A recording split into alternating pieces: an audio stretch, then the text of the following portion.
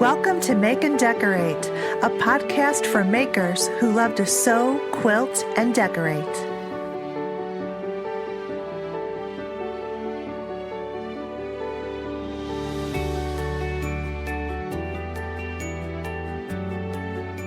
Hey everyone, how are you doing? We are just at the tail end of summer. Just finished a long weekend to celebrate the end of summer, the Labor Day weekend in the United States. And it's a busy time of the year. And it's so crazy. I have always, just since I was a kid, never understood why Labor Day weekend dictated the end of summer. And yet the calendar tells me that it's summertime until September 22nd, which is the first day of fall. But I know it's because of the school calendars and everything, but it's still something every year I just think about, like, it's really still summertime. Well, like everyone, I have got a busy September, and I am so looking forward to this month. Got some fun things on the calendar, and I will go into more detail on some of that stuff on the next episode, because this episode, if you haven't already noticed, is long. But I promise you will like it. But really quick, before we get started, I just want to remind you to please subscribe to the podcast and please rate and review. It will just be really helpful to the podcast. And also, please share with your friends. Let people know about Make and Decorate. All right, I have to explain a couple of things before we get into this wonderful interview with Dori and Katie. So this was my very first guest interview over Skype, first time using Skype and recording the call and all of that technical good stuff. So just a heads up on the sound. There are some spots where my microphone is louder than my guest. So I tried editing it, but there will be some spots where I get a little loud. And the other thing is just that I know that I say a lot, in that I'm acknowledging that I'm hearing them, but it's just, it's not until you listen to yourself after the fact that you realize I shouldn't have said a million times. So anyway, it's all good, and I think you'll really enjoy. The quality of the sound is still very good. It's just a little bit of the balance on the volume. Lastly, there was a point in the call where we lost connection, so we had to reconnect. And when we did reconnect, I forgot to press the record button again. I thought the record button was on because I saw a little red dot in the call recorder window. But anyway, all was not lost. I just lost one segment, and Dori and Katie were so very gracious to re-record the one sewing machine segment. So anyway, other than that, it's all good. Overall, the content is great, and Dori and Katie are wonderful. So please enjoy, and just know that I'm aware of the audio issues with this episode, but I still think the overall quality is great. So I think you'll still get a lot out of it and will ultimately enjoy it. Okay, here we go. I am so excited to have my very first guest on the Make and Decorate podcast. I have got the awesome mother-daughter duo from the podcast Hobbies up to here. Welcome, Dori and Katie. Hi, Steph. Hey, thank you guys so much. I am so excited that you're here. I'm just beyond. And I just listened to episode 94. Yay! Of your travels. And I have to say, your podcast, I listen to a ton of podcasts of all different genres, but your podcast, I listen to most of the times when I'm getting ready for the day in the morning, because it it lifts my spirits and gets me into this good mood. And I'm putting on my makeup, and sometimes Katie talks about it, and I use the same mascara that she does, and I'm like, yeah. So Yeah, I really do enjoy not only chatting together, but we really get into our podcast with half the time we don't have an idea what we're talking about. We just know we want to chat. Yes. And I think that really comes across. We've had a lot of people comment that they feel like they're sitting in a room with friends, having coffee and chatting. So And I we love do. to keep up that vibe. Yeah. And I we do. really appreciate, we know you have been with us for Yeah. 3 years. Yeah. That you've been a loyal friend and Aw. follower. And our friendship goes back before that. Mm-hmm. Because I think that we met through other social media. Yeah, Periscope. Yeah. Periscope was the first time I saw you guys and a bunch of other people that I'm still friends with. Same In here. fact, yeah. So it's amazing. In fact, I told I'll get her permission before or I'll edit it out. But Lynette, from our Periscope group, she was my first subscriber to my YouTube yesterday, and I'm like, oh my gosh, I just told her I loved her support, and I wish we lived closer because we would be such fast friends. And she's like, yeah, we're all kindred spirits, so I love it. It's just been really great. Yeah. I agree. Yeah. So Yay, and congratulations on your podcast. Oh, thank you. Oh my gosh, it took me so long. Well, you guys heard in the first episode, like 4 years. It's crazy. Wow. But I over prepared. I just kept thinking that I just, had everything perfect. But the more I listened to your podcast and a couple of other Perfect. and a couple of other people's podcasts where they're a little bit more perfect, and they're even saying they're YouTuber guys. It's like it's not even related to sewing; it's like woodworking. Okay. And they that's what they kept saying over and over again. Like for people who wanted to be YouTubists and stuff, he's just like, just start doing it. You can't. Yeah. Yeah. So because they kind of said that, and you guys are just easygoing, and I'm like, I enjoy listening to Dori and Katie, and I talk back to them. And now look at today, you're gonna talk back to me today. Woohoo! Awesome. Thanks, Steph. That's great. Yeah, I really got into podcasting because I listened to Kevin Smith, who is a director, and he is really big in the podcast world. He's been doing it for like 10 years now. Mm-hmm. And he was the one who inspired me because he's the one who said, everybody has a different voice. Mm-hmm. Everybody has a different story. So whatever content you make is going to be specialized to just you. And somebody will want to listen. And when you're creating your content and telling your story, there may be a quilter who also has their podcast, but it's going to be different. Yes. And you're going to be adding to that community with every podcast, with every episode, with every story you tell. And that's what really I think, important for both YouTube and podcasting, because you can look out there and see everybody and go, well, what do I have to offer? There's so many out there. What do I have really to give back to the community? Mm-hmm. But your experiences, you.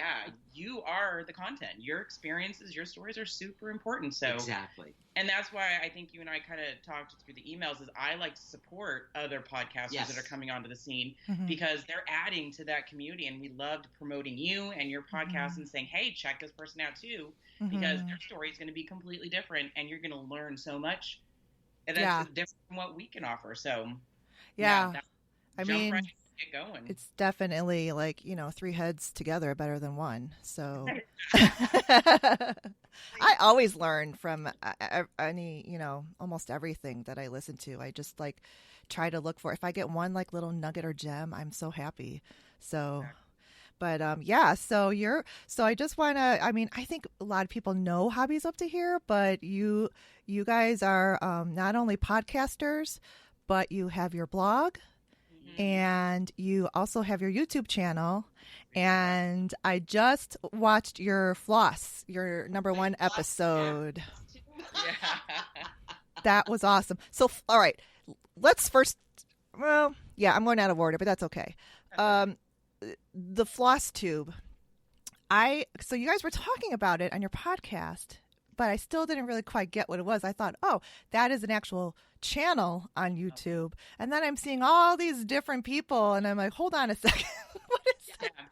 And then I watched this other mother-daughter duo and then I realized that it's almost like a group. Yeah, like a community. Under the name Floss Tube, and they just kind of like contribute their own YouTube videos to that topic, right? Is that how it works? It's kind of like a hashtag type community. Yes. Where some people in the beginning probably were just calling it that because it's floss, which is cross stitch, on YouTube. And then people just were like, well, I want to make videos about my cross stitching. So they used the title, and it just became this umbrella that if you want people to hear your story about your cross stitching path, what you've bought, different patterns you're making, and different things involved in any kind of embroidery or cross stitch, counted cross stitch, then you use that title and it helps draw people in. Yes. So during the summer when it gets really, really hot, it's hard to quilt. It's hard to have that fabric in your lap. So sometimes it's really nice, and when you're traveling too, to have something handy like cross stitch. So we tend to shift into more smaller hand projects. And I think my mom, Dori, was the one who started watching FlossTube and had this idea, hey, why don't we get on there and make our own FlossTube videos? They're kind of like another podcast, but it's visual. Showing them what you bought. You're showing them your patterns that you're working on, your projects. And then there's this really cool website that's been created where somebody took tags, things that people have done, questions people have asked, and then have compiled them all. So we can go on there and pull off like, well, this is the travel tag, and we're going to talk about what we do when we travel with cross stitch. So it's a really nice community where people are super supportive. It's, again, just like the Periscope with the crafty, honest crafties. Right. Yeah, you just kind of create like a title for yourself. And then you add your content to it, and it creates this huge pool of people that can dive in and, oh, I want to listen to this person, or I want to see what this person's making. It's kind of neat. It's nice. Yeah. Yeah, it's pretty awesome. I mean, I ended up watching several of the people's videos from the FlossTube, and I don't cross stitch. I do. I did cross stitch when I was a kid, but I don't know. It's such a precise. It's counted, right? You have to Yeah, you do have to pay attention. Yeah, so I think I'm just a little bit more free flowing with hand embroidery. I love hand embroidery, but it's similar, and then needlepoint is even a different form of stitching, right? Yeah. So, yeah, that's and there's great. A lot of that on there. We talk a lot about being multi-craftual, having multi-crafts that you're involved in, and even our FlossTuber friends and other cross stitchers are multi-craftual. Yes. There's a lot of people doing diamond painting now, and knitters, crocheters, and then a lot of them are also quilters. And we all have laughed at, oh, hey, we're also the cross stitch / quilters over here too. So there's a lot of that out there. You can find so much to watch. Yeah, I love it. So that's cool. So that's your YouTube channel and your FlossTube. And so I'm jumping back up into order now. So if you guys want to just tell a story of how you two came to podcast together on Hobbies Up to Here, and, how you got there. Well, my husband and I had a podcast. And it was called Mr. and Mrs. Geek Speaks. And we used to talk about parenting. We used to talk about nerdy things like video games and pop culture and what was really going on in the world. My husband, while he was great when he would get into the flow of podcasting, he was a little tougher to kind of pull in to start the podcast. It was like, oh, we're sitting and doing nothing. What's podcast? He's like, ah. So one day I said, why don't I have my mom and I do an episode for Mr. and Mrs. Geek Speak? And we'll talk about our geekiness over books, how much we love to read. We're book nerds. We're voracious readers. Yes. So we sat down, and I think that first episode was like 2 hours long. Oh, wow. Without a problem. Yeah, we just talked and talked and talked. And I think I leaned to you and I said, we could really keep doing this and make our own channel. Yeah. I originally had the website In Stitches, and it was a WordPress website that I just kind of every once in a while would post my beginner quilting on. And I was using my old Kenmore 6-stitch machine I got when I was 9. It was all very basic. And I mentioned to my mom, why don't we really take this? Let's go with it and make a podcast together. And I knew that meant we needed to change the name. And so I threw out some names, and Hobbies Up to Here came up because we really do everything. Yeah. We try a lot of different hobbies, and we don't stick to just one. We have hobbies ADD, we jump around a lot. Me too, by the way. I love to do it all too. But yeah, that's a great name. I love the name Hobbies Up to Here. And it was great because it wasn't being used anywhere. So we were able to get the website for it. Our YouTube channel has it in the name. Our Instagram, it was like, it just was meant to be. Yes. Nobody was using it. Not a problem. Yeah. And we jumped right on. So that was 3 years ago now. Yeah. That's awesome. Almost 3.5 years. Yeah. Well, you two definitely have just a very easy outgoing flow and like that spark that just kind of, it I love it. And I know I hear a lot of other people too. I mean, they have all great things to say about you guys, and Thank you know, so we have a blast. We have fun. It's yeah. It's literally we're sitting down and having a good time together. We just have microphones, turned on, and we share it with everybody. And every once in a while, we might have a topic or a theme that we start with. Yeah. But half of those, I mean, there are episodes where I go, I have no idea what to title this because there was no like linear way that we were going. It's all over. Still enjoyable because I think that's what most conversations are like. That's most true. Conversations diverge in different directions, and you bird walk here and you bird walk there. And I think that's what makes our podcast so enjoyable is that it is like a chat. It is. It's not really structured. It's kind of fun. And then when we do structure it, though, I like those too. Yeah, those are fun too. Usually, like I said, there's usually a bird walk in there because that's how we roll. But we do have, there are episodes where we've done research, we've made notes. Full pages of notes. And then there are some where we just walk in there and I go, I have no idea how I'm going to edit this because we're all over the place. And we've had once or twice where we've sat and talked, because a lot of times we'll chat beforehand, and we've sat and talked and never turned on the microphone. Yeah. We ran out of time because we just chatted with each other. Yeah. And that's then we're like, okay, times. So now we need to get back together tomorrow and actually do the episode. That was just a practice run. Take two. It's definitely Katie's brainchild, and I've just kind of gone along for the ride and I really enjoy this. So. Yeah. Well, and it has evolved because Dori, your husband, has kind of become like this executive producer. Executive producer, yes. Right. And then he's also kind of joined your crafting world with some quilting and piecing and most recently I saw the cutest little minion hat that he crocheted, right? Yeah. Wasn't that the best? Oh man, I was like, what? That was amazing. With podcasting, the hardest part about podcasting on crafts is that it's so visual. Mm-hmm. We always guide people to our Instagram. Go check that out. We're constantly posting. So if you want to see that, it is on our Instagram. My mom and dad are making beanies for my sister, my brother-in-law, and their little guy who is only 18 months old. And for Halloween, they're going to be minions. And he whipped that hat up so fast. Oh, it was so fast. It was such muscle memory. It's like he hadn't crocheted in a long time. And then, boom, he was able to produce something super fast. Oh, that's what I was wondering because I saw the post where he was just starting and he had some yarn and whatever.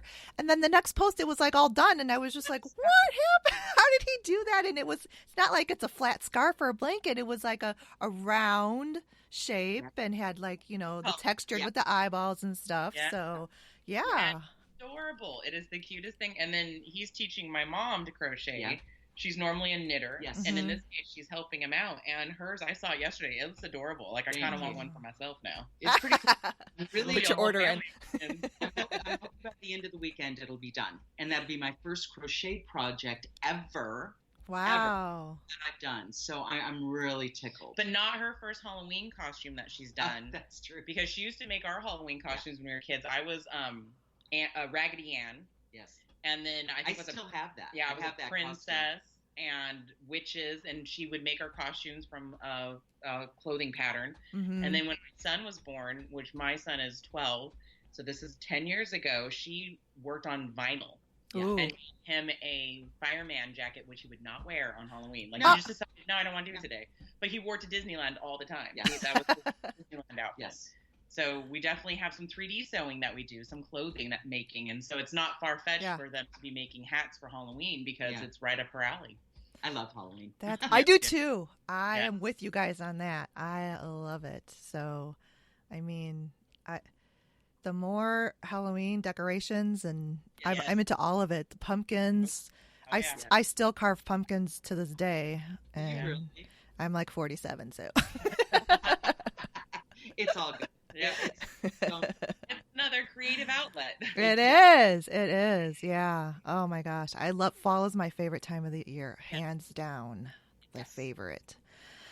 So that's great. I mean, it's almost like your whole family's kind of come into it and they all have their own creative parts to them? Because I think Katie, your husband, is it like some musician, right? Or am I? Well, he used to drum, and so my son and him, they have instruments, but they're not playing as much lately. Their thing when they do get crafty and creative is that they make those little model characters for the game Warhammer. Oh, cool! And it's model piecing, so it's it's very intricate, very tiny. Yeah. When we originally got the kit, my husband started it, and then it got put away for a while, and then my son actually started pulling out, and we were really impressed. He's doing a very good job with it, and it's very time-consuming. Very intricate, And for those out there that are parents with children with ADHD, you understand that it's hard to find activities that really hold their attention.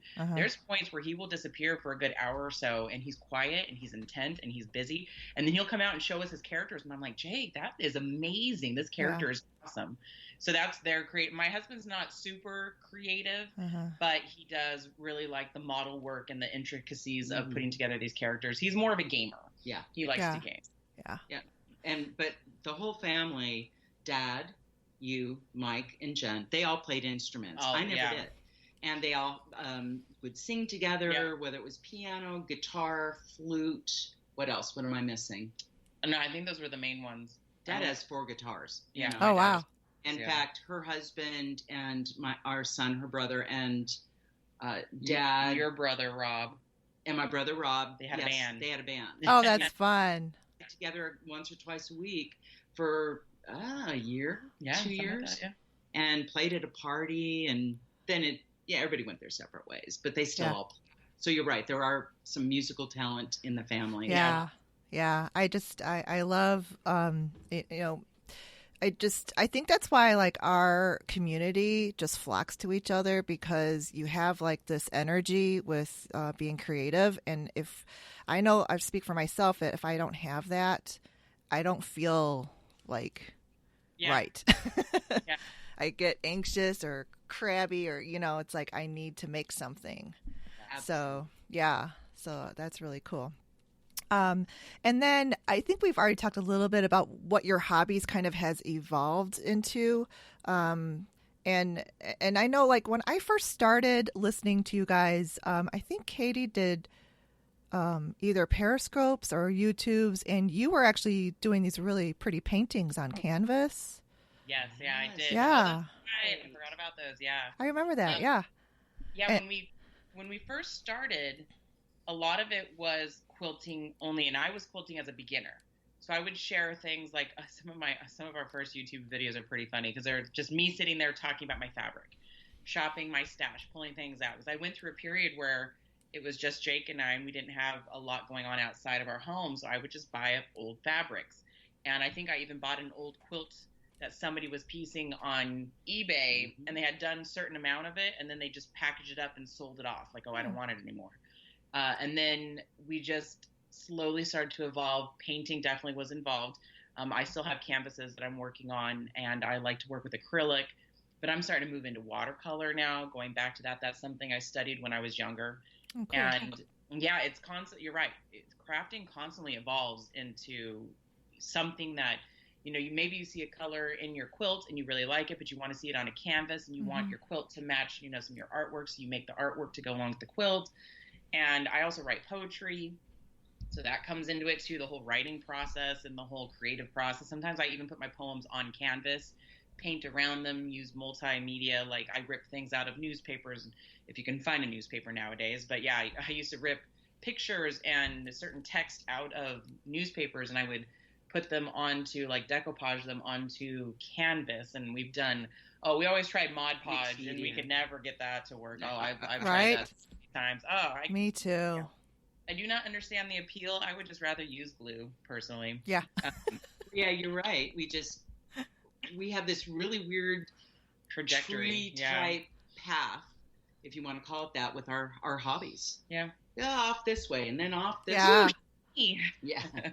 Yeah, similar to me too. And Katie, I just got not just, probably 6 months ago, watercolors, and I watched it was around the holidays, and they were Craftsy back then, but they would do like this free weekend of unlimited. So I watched this watercolor teacher. She was so good, this Katrina someone, and and I got fascinated by it. So I still have yet to like take the time to, but I really want to kind of venture out and do some watercolor painting. And then also in relation to quilting, Bernina has some of these online classes, and there's this, her name escapes me right now, but she uses these watercolor crayons, and she will just, it's a very easy technique, so it's not overwhelming, so you feel like you can do it.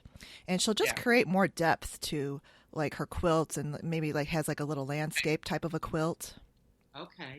And then she'll just add like some shadowing under like these birds, or she'll add some color, or maybe she wants to change the color of this little part of the quilt that's like, white, and she wants it to be a little bit more like plum. I don't know. It was fascinating to me too. So I want to try to expand.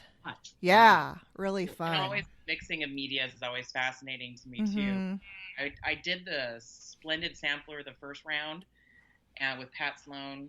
And every time I had scraps left over from a block, I actually started putting them onto a canvas. So I was making a canvas of the fabrics I was using in the Splendid Sampler at the same time, and making this weird collage of just the scraps and the pieces, because the colors went so well together. I thought, hey, it'll actually make some really cool art. And it's fun when you can cross those too, when you can take fabric and put it into art, or take your art and put it on your fabric. Yes. That's awesome. And I think that's really great what you bring to Hobbies Up to Here, because not everyone has that like depth of out of the box thinking. But then when you show it to them and you're like, whoa, then, it's like I even had it. I'm like, yeah, that's so cool. I should try that. And it just helps everyone to, progress and fosters our creativity. So, and that's why I wanted to join the podcast world and, share what I was doing with everyone. And you have a whole nother element that you're adding to with your design background and your clothing making, because I was listening to your introductory post, your introductory episode, and it was fascinating that you really started from a background of clothing, right? Pants and things like that, and then wanting to decorate.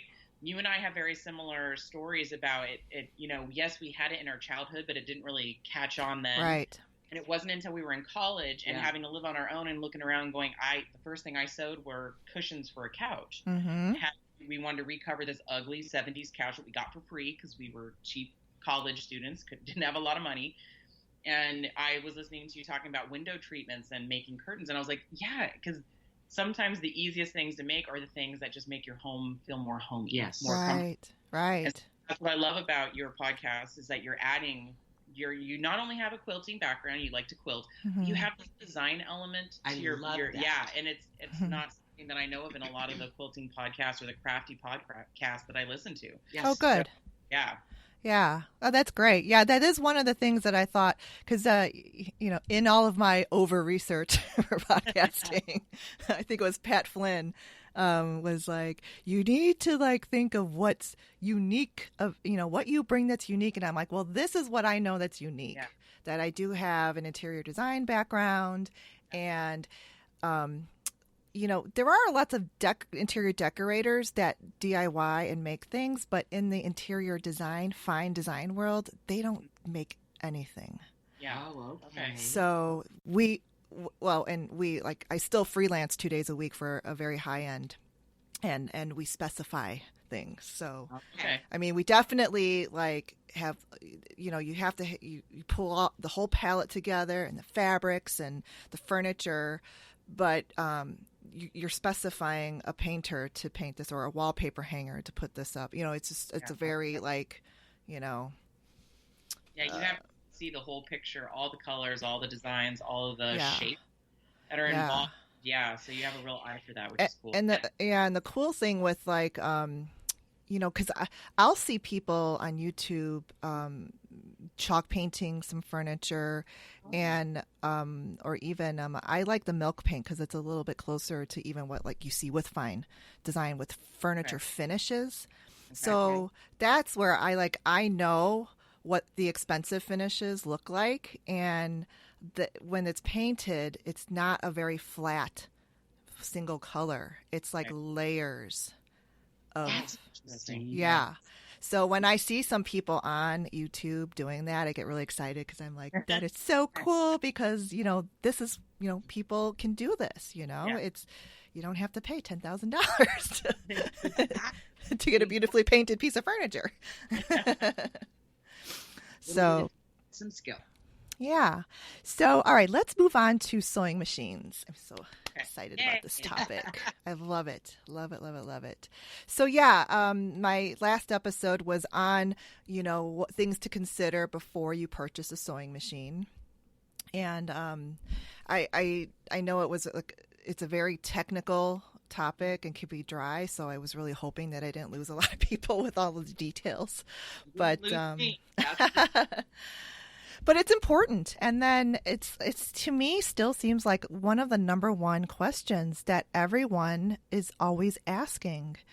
So, I mean, I don't really ever see that even with people who have had machines for forever. So, you guys my machines, and that's my next episode. I kind of go through my, whole arsenal of sewing machines. My husband has perfect inventory of all of them. He's so funny. I'm like, well, let's take an inventory of all your technical gadgets. I know. So, Dori, you have a baby lock, and I am familiar with baby locks because I have an Allure Plus and a baby lock serger.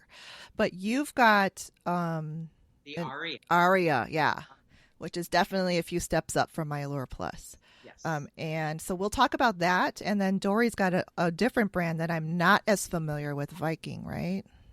Yeah. I have the Viking #1 Plus. Okay. All right. So let's start with Dori's Aria from Baby Lock, and just tell me, what I guess maybe what made you want to invest in that machine, what drew you to it, what you love about it, and definitely what you are not that happy with too, because I think that matters. It's so funny because the Crescendo is the one just above mine. And it has the laser. I know. That was basically the only thing that was the difference between the Aria and the Crescendo. And I was already investing a lot in my Aria, so I didn't get the laser. And now part of me says, I wish I would have. Yeah. I love vessels. But I bought the Aria 3 years ago, I believe. Yeah. Because I bought Katie first, her machine for Mother's Day.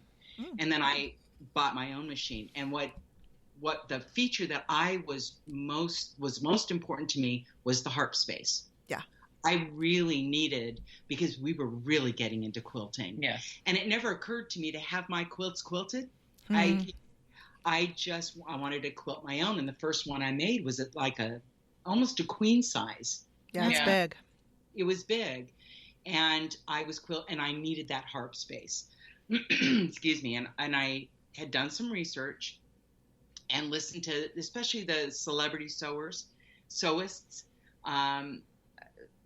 whether it was Bernina, whether it was Baby Lock, whether it was Pfaff, whether it was an Elna. I really, Janome, yes. Wow, Juki. Well, I don't know if Juki, do they even make one with a harp space? Oh, yeah. Okay, well, for some reason, Baby Lock, and I too have a Baby Lock serger, the protege from years ago. So that was in my head already. Mm-hmm. But I really, it was between Bernina and Baby Lock for me. Mm-hmm. So I went to our local dealer. He didn't deal in Bernina's. So that kind of helped me make my decision. Yep. Yeah. Because he dealt in Baby Locks. Right. And I love my Aria. I just love it. It's a workhorse, especially when I compare it to the machine I also have, which is my Viking, totally different experience on that. Mm-hmm. But I can't think, to be honest. I'm trying to think of something I don't like about it. Have you heard me complain about it? Okay, guys, this is where our Skype call froze up and I lost the recording. So Dori and Katie were just so gracious to me. I'm so appreciative to them for that. So here is the re-record of our sewing machine segment. I decided to keep just a little bit that you just heard on Dori's machine in because there's a couple of different tidbits in there that I thought was still helpful and useful. So here is the second part. Love my Aria. I have and I consider the crescendo only for the laser on it. You can kind of sew with that laser, super fancy. It was not worth the extra money. So I have the aria. Honestly, I have no complaints. I love it. It has the dual feed foot. I did buy a walking foot to go with it. And my dealer was, you've got the dual feed foot. What do you want a walking foot? I said, because I want one. Yeah. Well, that's like a misnomer. I don't know why dealers think that dual feed takes the place of a walking foot, because it doesn't. It doesn't. It doesn't. Totally. I use them for 2 totally different processes. I do prefer my walking foot when I quilt. Yeah. Certain types of quilting. And sometimes I even use it to piece if I'm too lazy to take it off. It's great. Yeah, definitely. But I love, it does come with a button that I can push that automatically, when I take my foot off the pedal, the presser foot or the foot goes up and I can pivot with both hands. I love that feature. Yeah. Let's have a thread cutter, and that to me was gold. Yes. But I think one of my favorite features is that it has a threader. It threads my needle for me, and it's smooth, and it's 100% every time. Love it. And your needle threader is even better than mine on my baby lock, which mine, I just press a lever down and let go, and voila, the needle's threaded. Yours, you push a button, right? Is that what you're... And it's this nice little arm comes around. It does it all by itself. I love it. That's like a dream. I love that. It is. That I haven't experienced yet. We're both welcoming our computer overlords with this conversation. Come take over. Exactly, with the button. I know. Just push a button like the Jetsons and make my meal. Yeah. Exactly. And it's knee lift, and I think I've used it once. I just don't need the knee lift. This is perfect. And I love the harp space. That's the main reason I bought it. It's, I believe, 11 1/4 inches. And I can get a huge quilt in there. Yeah. Because I do like to quilt my own quilts. So I just love it. And it's pretty. It is. I've got little tattoos on it. Cool. That I bought and put on it. So I prettied it up. And I really needed a machine that I could look at 24/7. And some of the other machines just aesthetically weren't as pleasing to my eye. So it's another reason, it's silly, but it's one of the reasons I bought a baby lock. And I also have a serger that's a baby lock, the Protege I've had for years. So I was familiar with the brand. Yep. And it's a good brand. Yeah, I think, I mean, I have my Baby Lock Allure Plus, and like you, I really have no complaints with that machine. And I've had that since, 2009? It does have an embroidery. I bought it for the embroidery part. Okay. Because I wanted to venture into embroidery and not have to break the bank getting an embroidery machine. And it works really well. It has the large hoop and the small hoop. It doesn't have the huge screen like, the big wig machines like Destiny or Brothers Dreamweaver, but it can still embroider the same things on it. Yeah, it's a really good machine, and it's a good company too. So, okay, so you like your Aria, and a thing about the knee lift too. I love a knee lift. I don't know. Once I started using it, I love it. Even though I do have that button that you're talking about on my Bernina, so I can do it either way. So usually, like if I'm right in the middle of something where I don't even want to lift my hand up to press a button, I'll just shift my knee over and press my knee lift, and it lifts up the foot. So that, I think, is one of the top features if you're a quilter, is to have some sort of way to lift up that presser foot, whether it's a button or a knee lift. Yeah. Exactly. And I like the thing I like about the Aria is I can push a button for the foot to come up. I have the knee lift, or I can program it to where every time I take my foot off the pedal, that comes up, girl. It's great for applique. Wow. And that it comes up, and my hands never have to leave my foot. That could, and I applique. I love the applique. That is like a aha feature. Oh, trust me, Stephanie, That's it is awesome. It's amazing. Yeah. So it's great. All right. And Katie, you've got a different machine. I do. So what's interesting is that I've never bought any of my own machines. My original machine was a Kenmore 6-stitch that my mom bought me for my 9th birthday. And that thing is solid steel. It's like a little metal workhorse, and it's very simple. And I even quilted on that thing, which was tough. It has a very small harp space. It's meant for garments, I think, and piecing. It's very simple. So I think it's like one of our earlier episodes. If you go back on the website and you do check it out, one of our earlier episodes, my mom surprised me on air with an Elna 760 Excellence or Elna Excellence 760. Right. Those 3 words, not in that order. I don't know which order.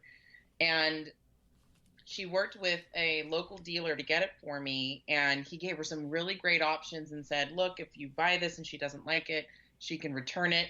He even offered me classes, which I did take him up on, or I could just exchange it for one that I thought was better, or even get money back. He was very open because he knew she was buying it as a gift for somebody who had not seen it yet. And sewing machines are very personalized. They're very special to each crafter. I am not a bells and whistles person. I am very simplistic, and this machine works so well for me. It has everything and more. There are so many features on this thing. I'm still learning them. I also have a presser, the knee presser, and I don't knee lift. I don't use that. I don't even know where it is right now. I think it's in a bag somewhere. But my walking foot was the biggest sell for me.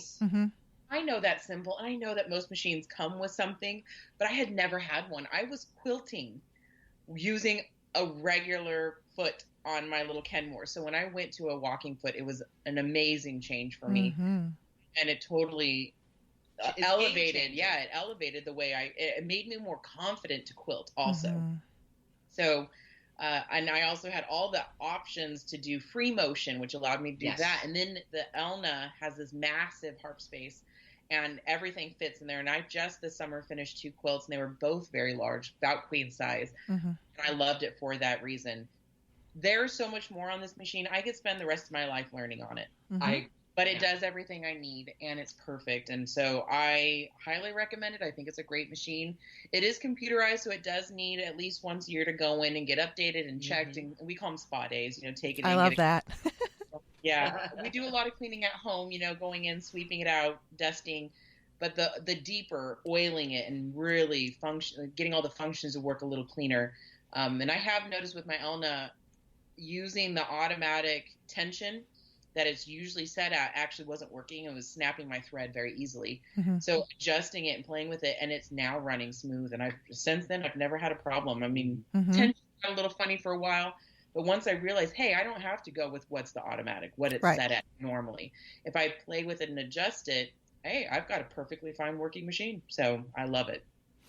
I think Dori did a great job in getting, this machine that she knew what you liked and what your needs were, and she also got you something that you can grow into, and that you weren't going to grow out of it in like 6 months.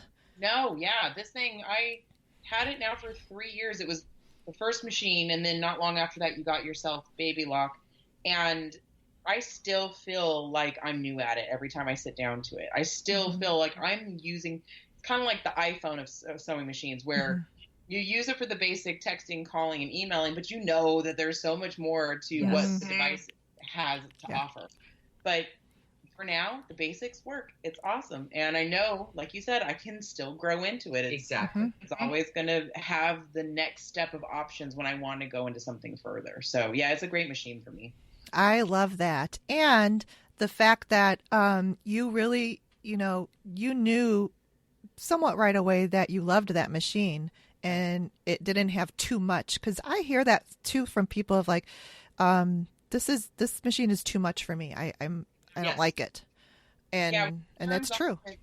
And some of those machines, they sing to you, and you're doing all stuff, and you're like, I just want to fine. That's all I want to do. It can be a little bit of a turnoff to have too much going on. Oh, sure. Yeah. I do think having quilted on the Kenmore, which again, I have to impress upon people how difficult that was. Yeah.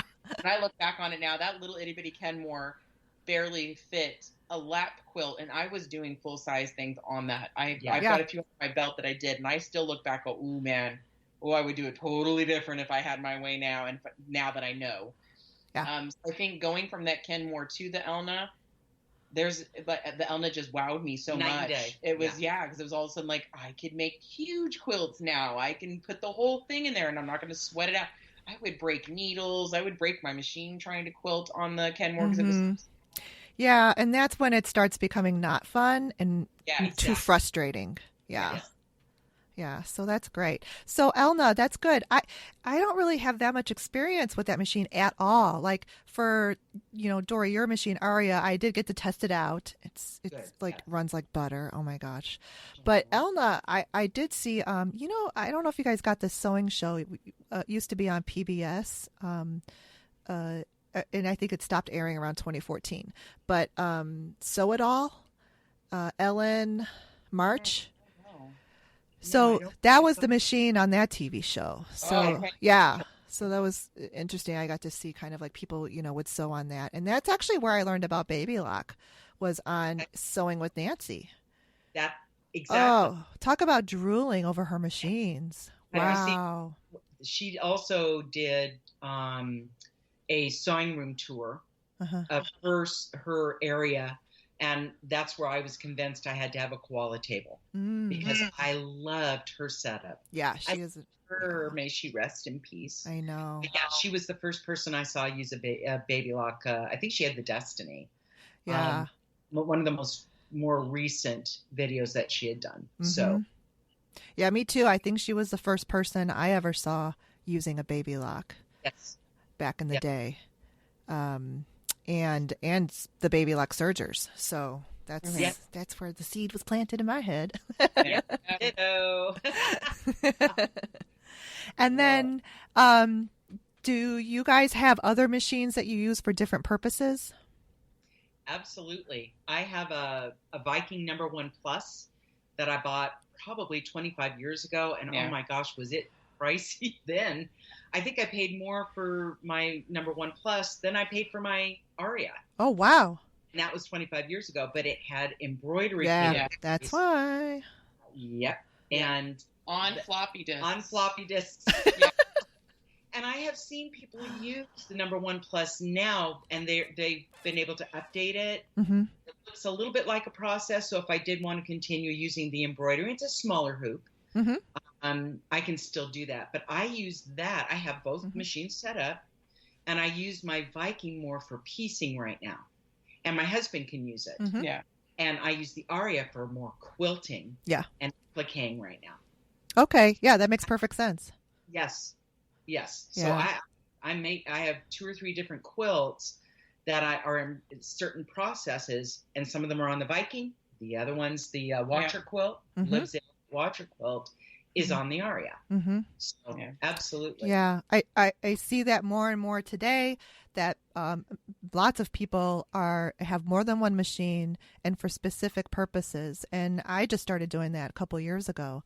So, but like back when I was growing up, or even like when I first started sewing, it was unheard of. I didn't hear anyone have anything but one machine. Exactly. And now it's like, it's okay. Like we can have more than one machine because we do more than one thing on those machines. I don't know if you felt this way, but when it came time to get my Aria, I considered using the Viking as a trade-in. I think he would have worked with me on that, but yet I couldn't let her go. I could not let Louise go. Louise, I love it. I'm so glad I didn't, because now I'm using it. Yeah. Right? It's not just sitting in a box or in a closet somewhere. It is set out, and it's got work sitting on it right now. And that is a good machine. It is a good machine. That's the other thing that I don't get. But it's kind of inherent in the industry where these manufacturers just keep, it's like the auto industry, just keep making new models, and you have to ditch what you have, and you have to have the latest and greatest. And I don't think that's true. I mean, look at I have a featherweight machine that was from the early 50s. Yes. So yeah, I know. and it sews perfectly fine. I mean, I love it. And I think that we're too quick sometimes to dismiss machines because it's like, out of trend or style, or that's not like the, such and such model. Yeah, we're just looking at a consumerism environment. Throwaway environment. Yeah, it's everything. Consume it and get rid of it. Our cell phones are the same way. They're very easily outdated. And I think not only is that us as a consumer, but also as the producers, the companies that make these things, they tell you, well, we won't support that model anymore. Yes. And that's not fair because what's nice in the sewing community is it seems like older machines are still usable, even if they may not be supported or up to date, because you can kind of ignore the computerized stuff and just use the basics. And they're still good machines, and that's kind of nice. Your Viking, when I remember that thing came home and it was overwhelming, and it had so much, and we were fascinated by it as kids. And nowadays, it works still just as fine. It's still just as overwhelming with all the options on it if you were to get it updated. So yeah, I definitely think that it's not just crafts; it's all over the world. We have this need to just move on to bigger and better, but it's kind of nice that in our community, sometimes the stuff that you have originally still works perfectly fine. Well, I think there's also quite the trend, and I don't know how long it's been going on. Maybe it's always been going on, but repurposing. Yes. Repurposing things, I think is really not a bad attitude to take. No. Because we just went recently, I think you started it. We went through a phase, both of us, where we needed to just purge. Yes. Yeah, a lot of cleanup. Through the entire house, from clothing to bedding, books, stashes, what my yarn, knitting yarn, stitching things. Of course, some of the things I wish I had back, but to go through, and I took 7 loads to the thrift store. Wow. 7 carloads. And hopefully somebody else will be able to use what I took. But the other side of that, then I started reading about people repurposing what they had. I have a pair of jeans that I had kept because it was the largest pair of jeans I had ever worn. They were a size 20, and I say were because I'm repurposing it, the material. There's a lot of material in a size 20 pair of jeans, and I'm going to put it in a quilt. Nice. So I'm not going to throw it away. I'm going to so as I lose weight, and I've continued to lose weight, I'm going to take those jeans and I'm going to tear them down and make them into a quilt. I love it. Yeah. Yeah. And the same thing with machines. Instead of going bigger and better and throwing the other ones away, I'm going to use what I have. Right. And I kind of like that. Yeah, I agree. I do too. And that, the Bernina that I did get 2 years ago is used. It's pre-loved. It's, Okay. And it was the top of the line model 10 years ago. It is a Bernina 8 series. And I looked it up, and it retailed for $8,500 when it was brand new. Holy moly. Can you believe that? Hey, wow. That's wow. I got it for a fraction. Yeah. And someone took very good care of it, and I did purchase it on eBay, but from a quilt, quilt shop, and the guy, I spoke to the guy on the phone, had messages, and so that was another one that told me, oh, the dual feet. I'm like, does it have a walking foot? Yeah, the dual feet foot is. I'm like, okay, so that would be a no. Yeah, and I feel, your podcast helps me feel so much better about myself, because I really felt like, oh, well, but no, it's not the same thing. No, it's not the same thing. So that's great. Yeah, I'm with you guys on that with the repurposing. And, now that I've got what I've got, I feel really good. Like I'm really set. So I don't really need to look at, the other stuff for a while. Yeah. Ditto. Yeah. So, which brings me to my next question, because this probably will be what I look at next. I say that, and then I'm like, yeah, but there is that. Your dream machine. What is your dream machine? I'm gonna. It's got to be the Destiny 2. I'm gonna stick with my baby lock, and I had Destiny 2. Oh man. and that Destiny too, because it has a camera. Yeah, it's touchscreen. It's ginormous screen. Embroidery. What's the new one that wasn't Destiny? Solaris. Solaris has. Oh my gosh, you can project images onto your fabric to position them to. Oh my goodness. Wow. So the Destiny 2 has got that, right? Because the Solaris, is that a step below the Destiny? I think it is. Mm-hmm. The Destiny 2 is like their top of the line today. It's a beast. Yeah, today. Today. Tomorrow, I don't know. But the Solaris was really impressive to me. I did take a look at it after you asked me if I've seen it. I was like, oh, wow. I watched the little video.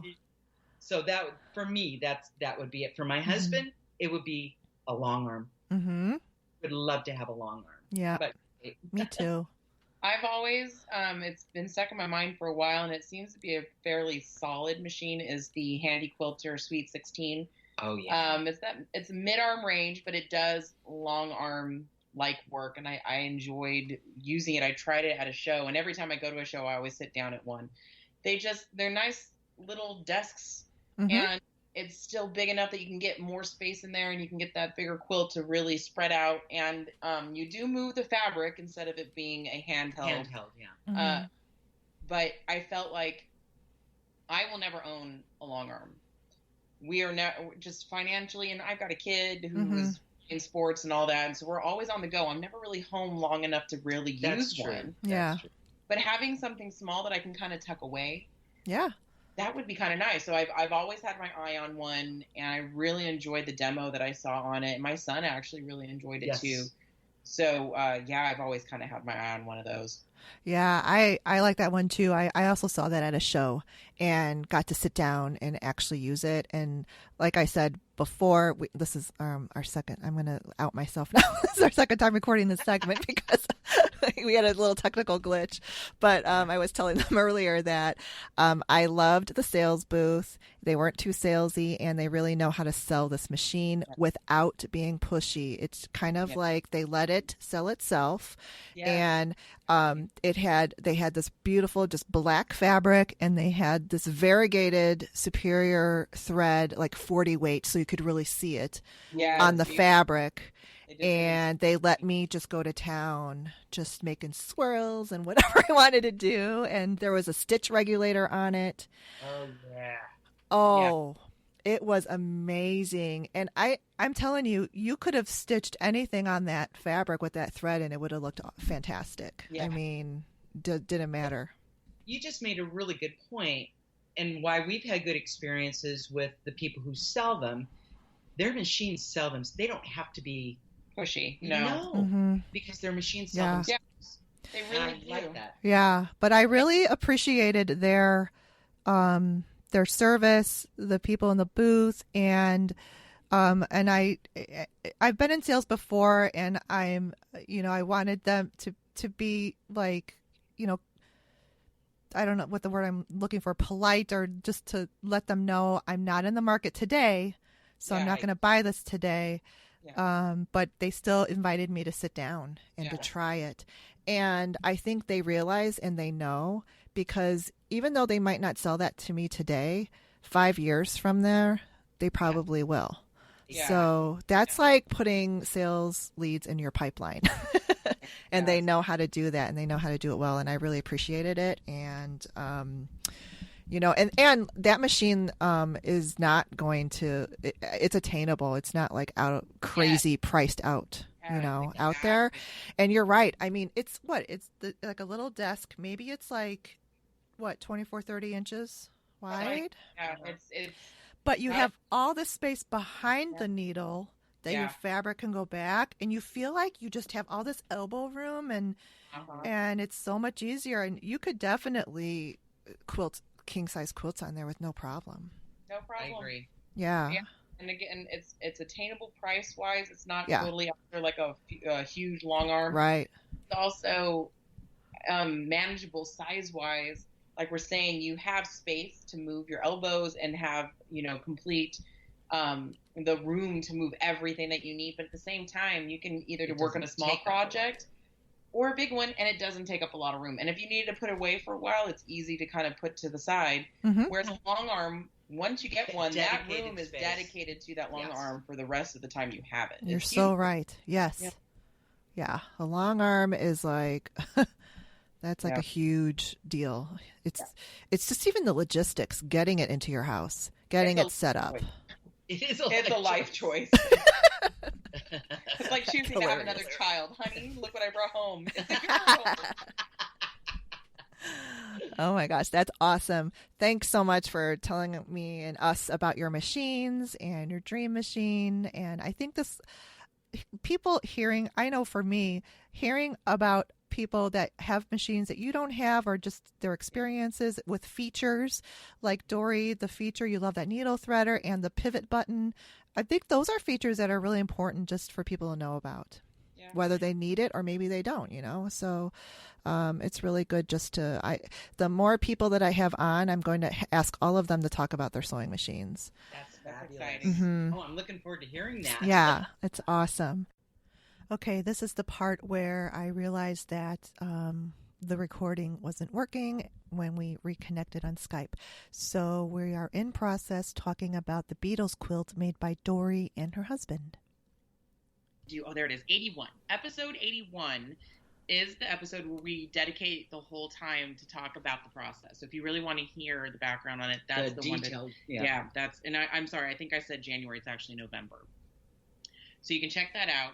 But yeah, this idea came from a guitar strap that my dad has of the Beatles' faces from the White Album. If you don't know the album, one of the album covers is actually their faces, but it's done in like a white. It's just a shadow almost. It's like their faces. Their faces are highlighted, but everything else is in black. Yeah. And I believe that might be part of the insert, because it actually the cover is people white. Called it the White Album. That's not actually the title. It's white, and it just says The Beatles in black. Yeah. And it's actually coming up on a huge anniversary. But like Katie said, he had a guitar strap. He's always been a Beatles fan. My name was almost Prudence. Yes. Yeah. Yes. So yes. So I talked him out of it. The guitar strap itself is black, and their faces are done in white, and they're very artistic. So it's not like their whole face isn't always showing. Some of them are, it's very artistic. Mm-hmm. It's very. So that's where the idea came from, and through a series of events of getting help from friends who had the technical background on computers to find a copyright-free image, and then printing them up to the right size, and then getting it all done so that way my dad can then go and trace them using a light table and cutting out the pieces. And then the two of them went and worked together to put the pieces on, and it's like each strand of hair, some of them had individual strands of hair, the eyeballs were individual pieces. Yes. So the perfectionism of both my parents really worked well for that. My dad is very precise, and my mom, she can't live with something if it's not done well. And they worked really well together to put these pieces and iron them down. And then my mom went in and appliqued some of it by machine, and then some of it she had to do by hand. I think the eyeballs I embroidered, So their faces, it's so simplistic because it's literally their faces. And it's iconic. It's their faces done in white on black fabric. And I remember some of the people, when I posted a picture, they're like, ooh, are these panels? Can I buy these? And we're like, no, these were handmade. These are individually pieced and handmade blocks of each of the Beatles' faces. And then they also did their names and the word the Beatles, and then the apples to signify the company that put out the album. And it actually got accepted into the Orange County Fair this year. Yeah. That's great. Yeah. Right now. So in awesome. fact, one more little tidbit. When we went to the last, I think it was Road. When we went to Road to California in January, Adita Sitar was there. And I love her. Yes. And my husband spoke to her and thanked her. Because I love her aesthetic. I love the way she has her laser cut applique pieces. I ordered a couple blocks, and I was doing them it was 2 years ago. Yeah. I was, trying to figure out how to do this, watching her videos on how to applique, and my husband was fascinated with the process and said, "Can I help you with that?" And I said, "Yes." He goes, "You do the sewing. I don't want to do the sewing, but how How do you iron them on? Yeah. He was so fascinated. That also put into his head when he took a look at his guitar strap and he wanted a process to make that. That's the process he wanted to use. Ah. It's not laser cut, of course. It's hand cut. Yeah. So he thanked her and showed her a picture of the quilt and said, "We want to enter this, into the." Was it being quilted at the time? I don't remember. Because I think he just showed her a picture of the top. So it's, again, because of YouTube, because of podcasts like yours, people are inspired and get these aha moments to create more and create bigger and more fun. So I love this stuff. This is wonderful. Yeah. And not even just to create, but how to create it. Yeah. We did QuiltCon this year in Pasadena, and one of the speeches that we went to talked about the whole how process, and that's where a lot of people get stuck. They have pictures in their mind of what they want to do. They don't know how. Yeah. And I think my mom is right. When you have a large community of crafters and creative minds, someone out there may have already done the process that you're looking for, and you just do some research and you'll find it. And nothing is impossible. Everything can be done. You just need to find the right path. Have a name for what's in your head. Yeah, exactly. Yeah, that's great. And the other thing I love about the progress and the journey of this quilt is that you guys did not rush it. No. You It was 2 years. took time and you put a lot of thought, and it was very deliberate, and I love it. It's because, sometimes I get intimidated by these very prolific quilters. Oh, yeah. I quilt every week or so, yeah. Yeah. And then I'm like, what's wrong with me? Yeah. Why is it taking me 5 years to finish a quilt? Yeah, exactly. But I have some quilts that I work the same type of way and that's my design side too, is that, and I realize that this is how I approach quilting and sewing, because I'm trained to, in design, you have to have your concepts, and, you don't pick out stuff along the way. You have to make your design plan first. Yeah. And so that's how I quilt. I like to have my fabrics, my palette chosen. I want to know, now I have pushed myself to get out of that, to get a little bit more free and do some improv and stuff like that. But in general, if I am going to work on something that's a little bit more like a thoughtful quilt, like your Beatles quilts, I definitely take that approach, and I like it. I think it's something to be proud of and not to be embarrassed about. And I just, not everything has to be done in 5 minutes. And when I do want something done like that, then I make a bag, or make some pillows. Because sometimes I do. Sometimes those long and drawn out projects, you just want something to be done. Yeah, I need a finish. Yeah. I need something, maybe not simple, but I've been saying, I'm right there with you. Sometimes I just need a finish. Right. Yeah. Me too. I'm not a sloppy person, though. Right. I like things done well, like Katie said.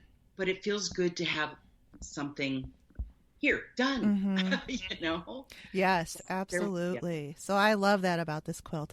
So before we go, I just want to know, what whips do you guys have? Go on your list.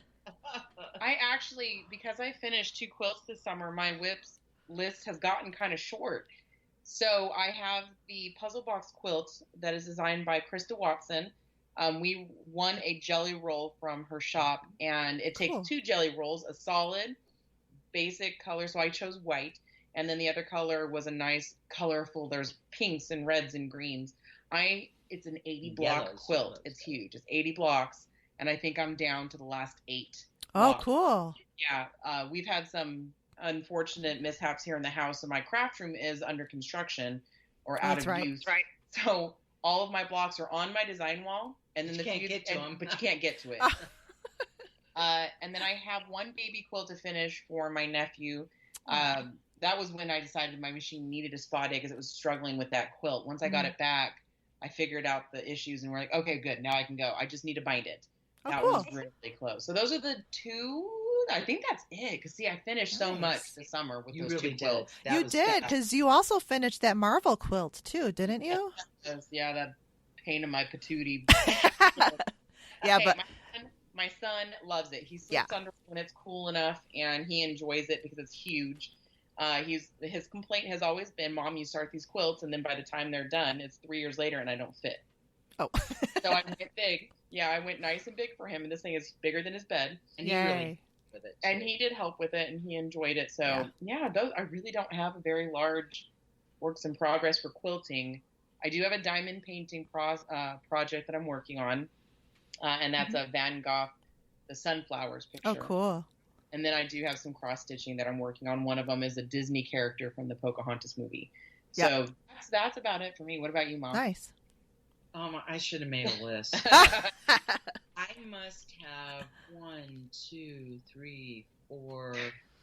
I must have 8 quilts that are in different stages of process. Yeah, I'm with you. I mean, and I keep telling myself, don't start anything new. Yep. We just recently had the Southern California Quilters Run. I did not buy any fabrics. My husband bought. That's amazing, by the way. Yes. Right? Yes. You're going to all those shops and seeing all that stuff, and she said that she didn't buy anything, and I felt her forehead. Do you have a fever? Are you okay? Right? What's wrong with you? It's like being a chocoholic and walking into a See's candy store where they say, take anything you want, and I walk out with nothing. That's what this felt like. That's what this felt like.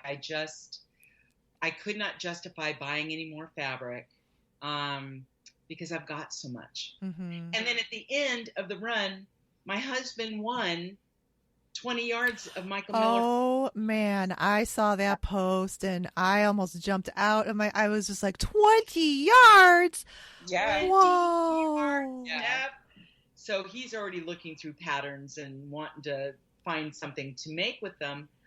So actually, I think the quilting gods said, well, you didn't buy any fabric? Here you go. Yeah. Yeah. We both have the watcher skulls. You got rewarded. Yeah.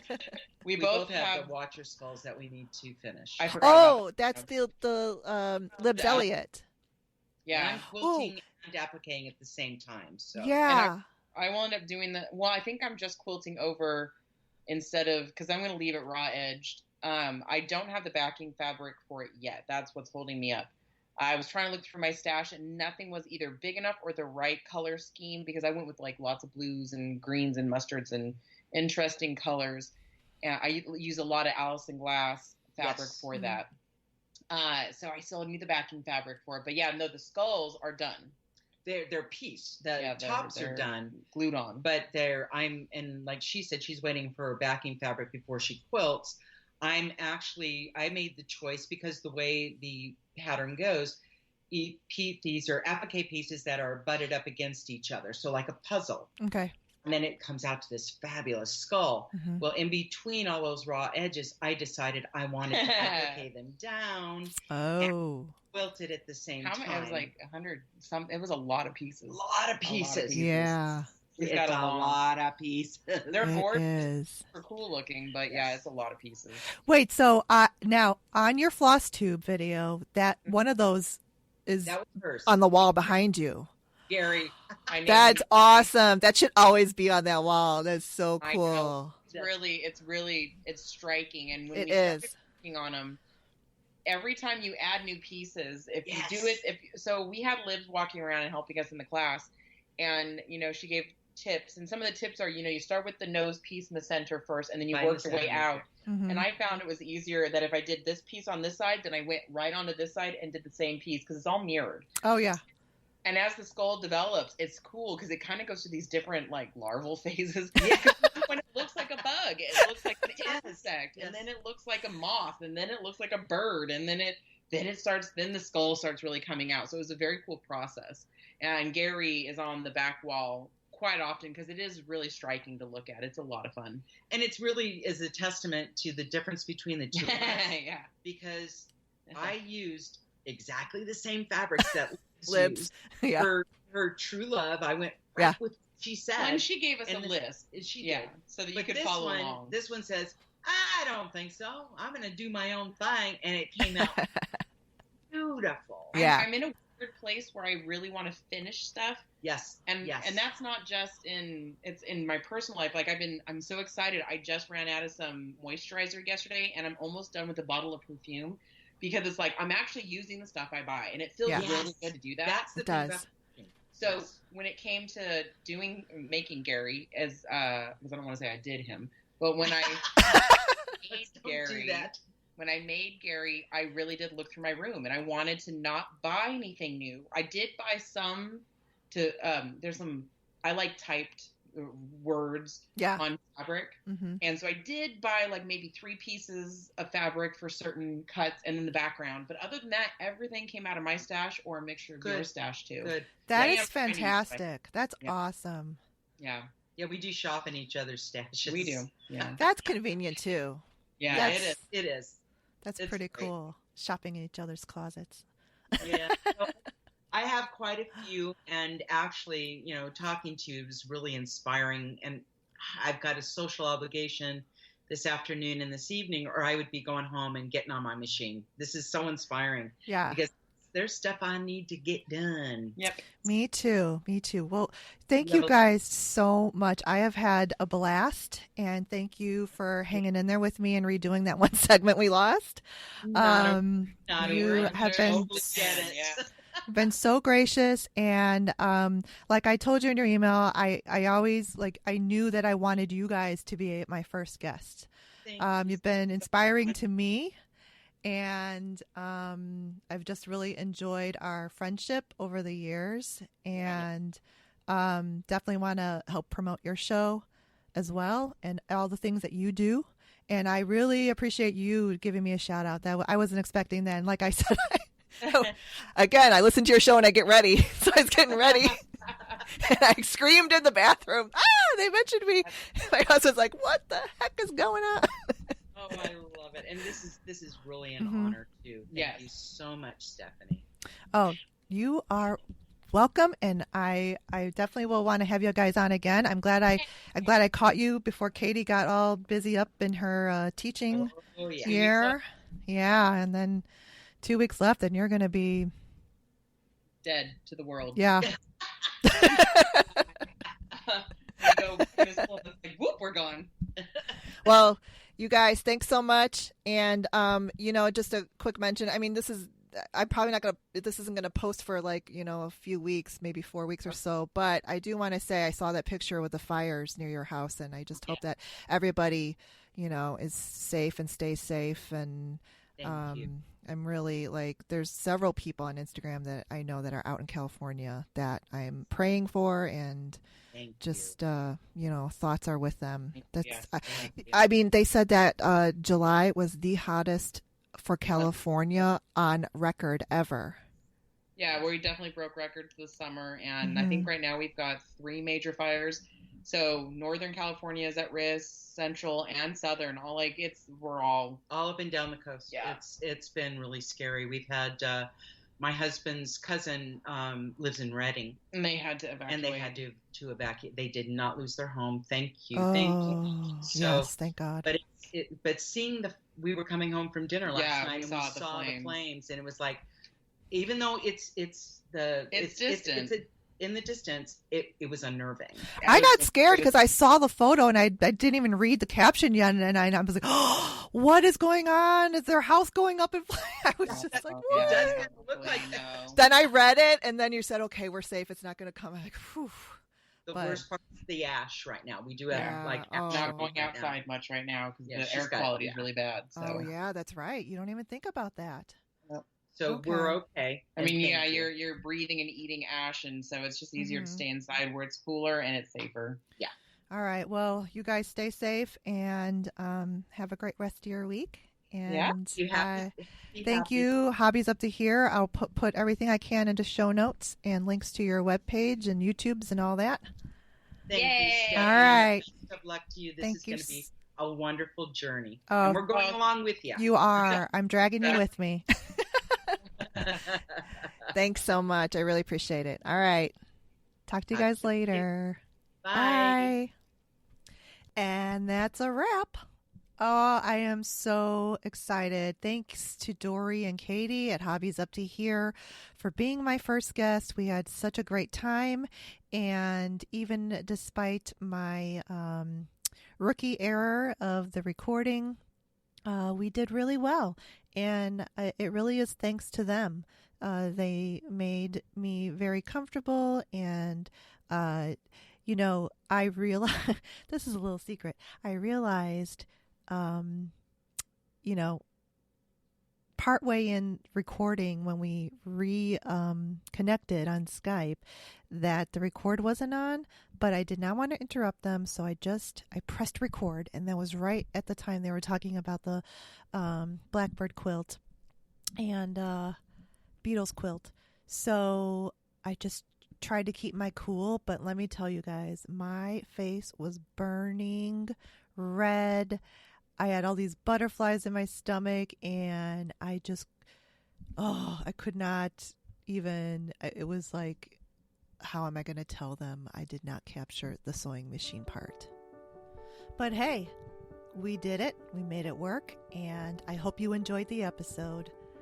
I will see you in 2 weeks on episode 6.